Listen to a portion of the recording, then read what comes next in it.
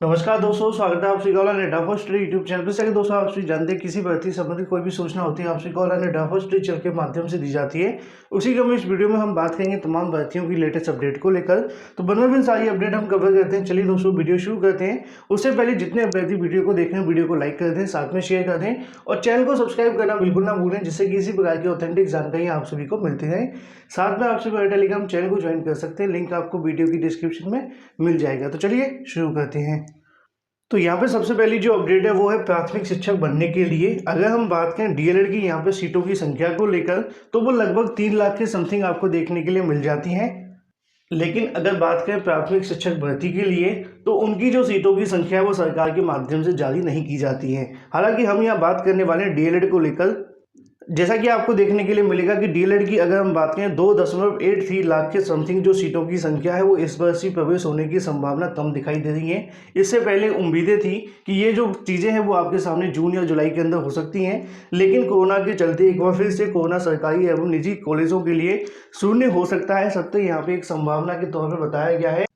हालांकि इसको लेकर फैसला भी सरकार के माध्यम से लेना है। सरकार ने अभी तक इस प्रकार का कोई भी फैसला या फिर प्रस्ताव को मंजूरी नहीं दी है। जैसा कि आप जानते हैं, प्रदेश के सरकारी साथ में निजी अगर कॉलेजों की बात करें, लगातार दूसरे साल डीएलएड प्रशिक्षण कहने की प्रवेश की जो संभावना है वो कम दिखाई पड़ रही है कोरोना संक्रमण के चलते।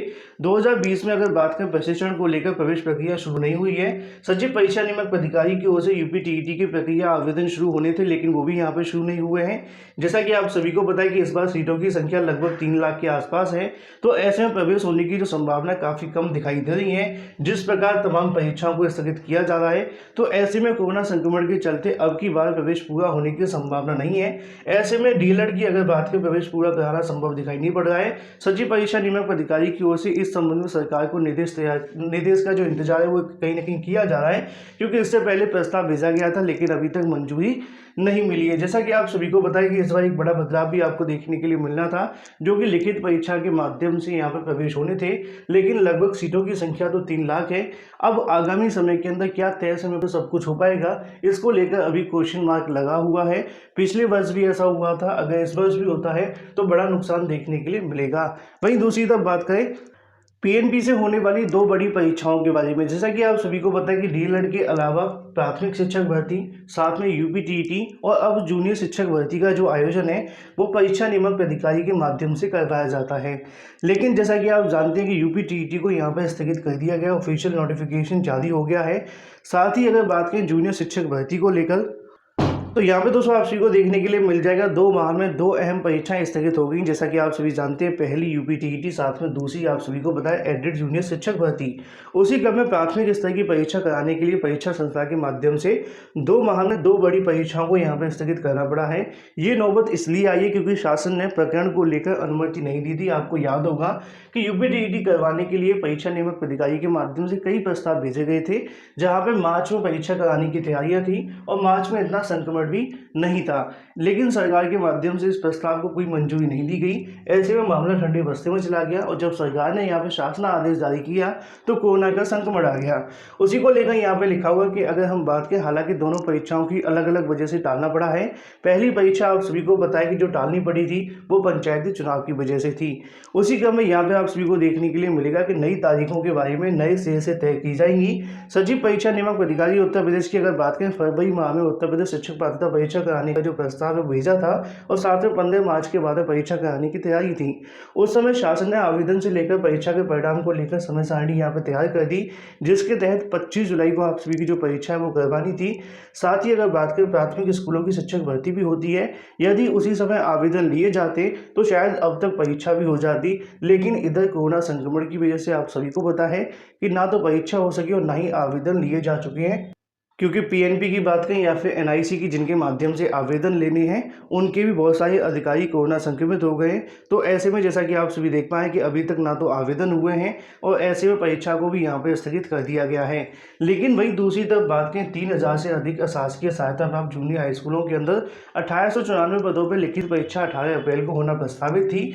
इसके आवेदन हो चुके हैं, लेकिन परीक्षा के ठीक दूसरे दिन आप सभी को पता है कि पंचायती चुनाव की वजह से इस परीक्षा को स्थगित कर दिया गया, क्योंकि के माध्यम से पत्र जारी करके इसकी जो बात है वो की गई थी। अब इन दिनों परीक्षाओं की नई तारीखों की हालात सामान्य होने के बाद ही तय होगी। मैंने आप सभी को बताया भी था कि सचिव परीक्षा नियामक प्राधिकारी के माध्यम से कहा गया था कि आप सभी की परीक्षा तय समय पर कराने का तो प्रयास किया जाएगा, लेकिन जब तक कोरोना के केसेस में कमी नहीं होती है या शासन के माध्यम से कोई गाइडलाइन जारी नहीं होती, तब तक एडिड जूनियर शिक्षक भर्ती परीक्षा को लेकर फैसला नहीं हो पाएगा। सेम यूपीटीईटी को लेकर आपको देखने के लिए मिलेगा। हालांकि जो जूनियर शिक्षक भर्ती की परीक्षा होगी वो पहले हो सकती है, लेकिन जूनियर शिक्षक भर्ती की परीक्षा के अलावा यूपीटीईटी की अगर हम बात करें वो सितंबर तक जाने की प्रबल संभावना है। ऐसे में सचिव का कहना यह भी था कि कोरोना के जैसे केसेस कम होते हैं, कोविड की प्रोटोकॉल का पालन करते हुए आपकी जो परीक्षा है वो करवा ली जाएगी। साथ ही अगर बात करें, नीचे आप सभी को देखने के लिए मिलेगा कि प्राथमिक स्कूलों की शिक्षक भर्ती का भी लगातार छात्र इंतजार कर रहे हैं। तो ऐसे में यूपीटीईटी होने की जो संभावना है वो सितंबर या अगस्त के अंदर आपको देखने के लिए मिलेगा, और इससे आगे भी जा सकता है अगर आवेदन नहीं लिए गए तो। लेकिन जूनियर शिक्षक भर्ती की आवेदन प्रक्रिया समाप्त हो चुकी है। अब जो परीक्षा की तारीखों को लेकर चीज़ें देखने के लिए मिलेंगी वो जून के अंदर होने की संभावना ज़्यादा है। हालांकि अभी तक किसी भी तारीख को लेकर पीएनबी सचिव के माध्यम से जानकारी नहीं दी गई है। महीने को लेकर कहा जा सकता है कि जून में आपकी परीक्षा कराई जाने की संभावना है, अंतिम सप्ताह तक, अगर कोरोना का संक्रमण कम होता है तो। बाकी जैसे जैसे मुलाकात होगी सारी जानकारी आप सभी को दे दी जाएगी। वहीं दूसरी तरफ बात करें नई प्राथमिक शिक्षक भर्ती को लेकर, जैसा कि आप सभी ने देखा कि नीचे भी देखा हुआ था उस अखबार के अंदर कि नई भर्ती का जो इंतजार है वो किया जा रहा है। लगातार छात्रों के माध्यम से प्रदर्शन भी किए जा रहे हैं और लगातार छात्रों के माध्यम से ट्विटर वार भी लगातार जारी हैं। उसी को लेकर छात्रों के माध्यम से कल की तारीख में एक ट्विटर वार भी रखा गया, जिसके अंदर सुपर चैट 2 योगी जी आप सभी देख पा रहे हैं कि योगी जी से यहाँ पे जो गुहार है वो लगाई गई है। मैंने कल देर रात को एक वीडियो बनाया था जिसमें आपको दिखाया था कि लगभग 87,000 छात्रों ने ट्वीट किए हैं। हालांकि छात्रों की संख्या कम होती है, ट्वीट की संख्या आप सभी के सामने है। उसी क्रम में 1 लाख आप सभी के सामने आते हैं। बाद में जब इस मुद्दे को दोबारा से अपडेट किया गया तो 1,10,000 हो गए, और कुछ ही समय के अंदर लगभग 1,28,000 ट्वीट आपको देखने के लिए मिले हैं। पूरे इंडिया के अंदर पहले नंबर पे मामला लगातार ट्रेंड हुआ है। अब ऐसे में सरकार को भी सोचना चाहिए कि लगातार छात्र कहीं ना कहीं नई भर्ती का इंतजार कर रहे हैं। दूसरी तरफ ना तो सरकार यूपीटीईटी करवा रही है और ना ही नई शिक्षक भर्ती के बारे में कोई जानकारी दे रही है। अब ऐसे में आप सभी को पता है कि निकट भविष्य के अंदर पंचायती चुनाव के अलावा सरकार के भी चुनाव होने वाले हैं। तो ऐसे में उन चुनावों से पहले अगर भर्ती का विज्ञापन जारी हो जाता है और नियुक्ति मिल जाती है तो बहुत अच्छी चीज़ें होंगी, क्योंकि बीच में आप सभी को बताएं कि जैसे जैसे मामला आगे बढ़ेगा तो नई भर्ती के लिए इंतजार लंबा करना पड़ सकता है। इसीलिए छात्रों के माध्यम से लगातार ट्विटर वार किए जा रहे हैं। ऑनलाइन अड्डा फर्स्ट चैनल के माध्यम से भी नई भर्ती की जो मांग है वो रखी जा रही है। या तो सरकार पहले यूपीटीईटी करवा ले, साथ में फिर उसके बाद नई शिक्षक भर्ती निकाले, लेकिन ये सब कुछ सितंबर अक्टूबर से पहले होना चाहिए। अगर बाद में हुआ तो लंबा इंतजार भी करना पड़ेगा। इसीलिए छात्रों के माध्यम से बिना यूपीटीईटी के नई प्राथमिक शिक्षक भर्ती की जो मांग है वो की जा रही है। उसको लेकर 1,28,000 से ज़्यादा जो ट्वीट है वो देखने के मिले हैं। वहीं दूसरी तरफ बात करें यूपीपीएससी की भर्ती के बारे में, लगातार आप सभी को देखने के लिए मिल रहा है कि ऐसी जो परीक्षाएं वो लटकती हुई दिखाई दे रही हैं। लेकिन अगर हम देखें लोक सेवा आयोग के जब से चेयरमैन यहाँ पे बदलाव हुआ है उसके बाद से ना तो किसी परीक्षा का परिणाम जारी हुआ है और ना ही परीक्षा को लेकर कोई फैसला देखने के लिए मिला है। उसी क्रम में एक बार फिर से यहाँ पे आप सभी के सामने जो जांच है वो धीमी पड़ती हुई दिखाई दे रही है।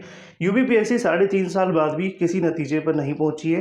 जैसा कि आप सभी को पता है कि सीबीआई के माध्यम से कई परीक्षाओं की जो जाँच है वो की जा रही है, लेकिन अभी तक जाँच के बारे में कोई फैसला नहीं हो सका है कि इनके अंदर क्या क्या चीज़ें देखने के लिए मिली थी। साथ में ठोस कार्रवाई अभी तक देखने के लिए नहीं मिली है। आप सभी जानते हैं कि कोरोना संक्रमण के चलते बहुत सारी परीक्षाओं को यहाँ पे स्थगित किया जा चुका है। बहुत सारी परीक्षाएं अभी भी लटकी हुई हैं, चाहे वो पीसीएस परीक्षा हो या फिर जीआईसी परीक्षा। इनको लेकर अभी तक किसी प्रकार का कोई भी नोटिफिकेशन जारी नहीं किया गया। संभावना ज़्यादा है कि इन परीक्षाओं को स्थगित किया जा सकता है। लेकिन ऐसे में अगर बात करें, सीबीआई की जाँच भी कोरोना संक्रमण के चलते यहाँ पर लटकती हुई दिखाई दे रही है। पहले आप सभी को पता है थोड़ी सी तेज़ी देखने के लिए मिली थी, लेकिन अब इसको लेकर मामला ठंडे बस्ते में जाता हुआ दिखाई दे रहा है। तो ऐसे में अगर देखें परीक्षाओं के बारे में या फिर परीक्षाओं की जांच को लेकर, दोनों ही मामले ठंडे बस्ते में चले गए हैं। वहीं दूसरी तरफ बात करें अपनी अगली अपडेट को लेकर, जो कि संबंधित है असिस्टेंट प्रोफेसर भर्ती परीक्षा के बारे में। जैसा कि आप सभी को पता है कि ये परीक्षा 26 मई को प्रस्तावित थी। अब ऐसे में इस परीक्षा को भी स्थगित किया जा चुका है। कल इसको लेकर ऑफिशियल नोटिफिकेशन जारी कर दिया है। आयोग के माध्यम से बताया गया कि तय समय परीक्षा के बारे में आप सभी को जानकारी दी जाएगी। मतलब मान के चलें कि 1 से 1.5 महीने के अंदर अभी परीक्षा नहीं हो पाएगी। साथ में आवेदन तिथि अगर नहीं बढ़ाई जाएगी तो यहाँ पर छात्रों के माध्यम से मामला न्यायालय में ले जाने की तैयारियां हैं। जैसा कि आप सभी देख पा रहे हैं कि असिस्टेंट प्रोफेसर भर्ती के लिए ऑनलाइन आवेदन तिथि बढ़ाने के लिए अभ्यर्थियों ने मांग की है कि पोर्टल न खोलने को लेकर अगर शुरुआती दिनों में ज़्यादातर अभ्यर्थी आवेदन नहीं कर पाए, इसकी वजह से आयोग को एक बार फिर से आवेदन तिथि बढ़ानी पड़ेगी। अगर नहीं बढ़ाते तो मामला एक बार फिर से न्यायालय में जा सकता है। वहीं दूसरी तरफ आयोग के माध्यम से इस परीक्षा को भी स्थगित किया जा चुका है। वहीं दूसरी तरफ बात करें अपनी अगली अपडेट को लेकर, जो कि संबंधित है 69,000 की थर्ड चयन सूची। साथ ही अगर बात करें 22,000 सीटों के बारे में, जैसा कि आप सभी को पता है कि 22,000 सीटों को लेकर लगातार छात्रों के माध्यम से मांगे की जाती हैं। ये मामला हाई कोर्ट, सुप्रीम कोर्ट तक भी गया है, लेकिन वहाँ पे सही तरीके से पैरवी न होने की वजह से अभी तक इस पर कोई फैसला नहीं हुआ, याचिकाओं को खारिज कर दिया गया। अब ऐसे में आप सभी को पता है कि 22,000 सीटों के लिए छात्रों के माध्यम से मुहिम शुरू की गई, जहाँ पे मंत्री, सांसद, विधायकों को पद जोड़ने की जो मांग को लेकर ज्ञापन सौंपे गए हैं, लेकिन कोरोना काल की वजह से वो भी यहाँ पे स्टॉप हो गया है। अब छात्रों के माध्यम से ऑनलाइन धरना प्रदर्शन दिया जा रहा है, जो कि 22,000 सीटों के संबंध में है। लेकिन इसके बीच में एक सवाल देखने के लिए मिल रहा था छात्रों के माध्यम से कि क्या 22,000 सीटों को जोड़कर थर्ड चयन सूची देखने के लिए मिलेगी। जैसा कि आप सभी जानते हैं कि 22,000 सीटों को जोड़ने की जो मांग है वो छात्रों के माध्यम से की जा रही है और की जानी भी चाहिए। मैंने तो कई बार इस मुद्दे को लेकर आप सभी को कहा भी है, लेकिन मंत्री जी की बात करें या फिर सरकार की बात करें या शासन के अधिकारियों की बात करें, वो इस मुद्दे को लेकर कोई जवाब भी नहीं देते। मैंने कई बार जानने का प्रयास भी किया है, वहाँ से कोई किसी प्रकार का पॉजिटिव रिस्पॉन्स भी नहीं मिलता। उनका कहना है कि इसके बारे में सरकार ही जवाब दे सकती है, और सरकार तो आप सभी जानते ही हैं। तो ऐसे में जो छात्र इस चीज़ को लेकर पूछते हैं कि 22,000 सीटें जुड़ेंगी कि नहीं, आप लोग अपना कार्य करते रहिए। और कुछ छात्रों के माध्यम से ये पूछा जा रहा था कि थर्ड चयन सूची में क्या 22,000 सीटें जोड़ी जा रही हैं। अभी तक इस प्रकार का कुछ भी सरकार के माध्यम से नहीं किया गया है। लगातार छात्रों के माध्यम से ऑनलाइन धरना प्रदर्शन जारी है 22,000 सीटों को जोड़ने के लिए। सरकार को इसके बारे में संज्ञान में लेना चाहिए। काफ़ी लंबे समय से छात्र इसको लेकर प्रदर्शन कर रहे हैं, लेकिन जैसा कि आप सभी जानते हैं कि अभी तक इस प्रकार का कोई फैसला सरकार के माध्यम से नहीं लिया गया है और ना ही इसके बारे में कोई जानकारी देखने के लिए मिली है। तो थर्ड चयन सूची जो जारी होगी उसमें 22,000 सीटों को लेकर अभी तक ऐसा कुछ देखने के लिए नहीं मिल रहा है, लेकिन छात्रों की लगातार मांग है कि 68,500 की 25 सीटों के इसके अंदर जोड़ा जाए। दूसरी तरफ आप सभी को पता है कि मामला सुप्रीम कोर्ट भी गया था, वहां से अभी तक ऐसा कुछ देखने के लिए नहीं मिल रहा है।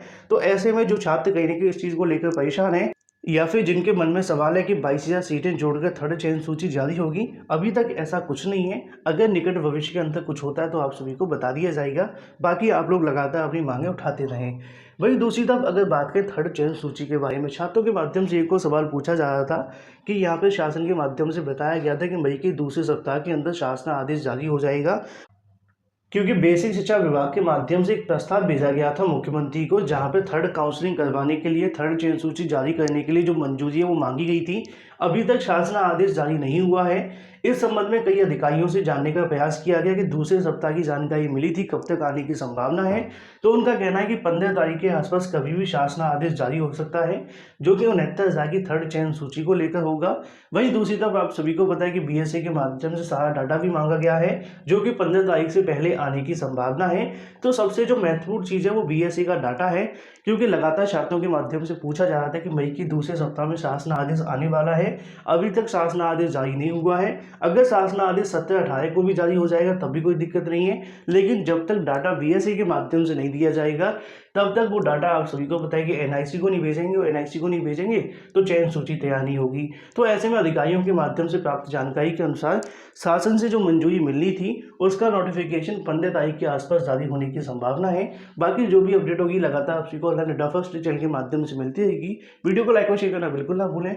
फिलहाल इस वीडियो के माध्यम से इतना ही। Thank you for watching this video.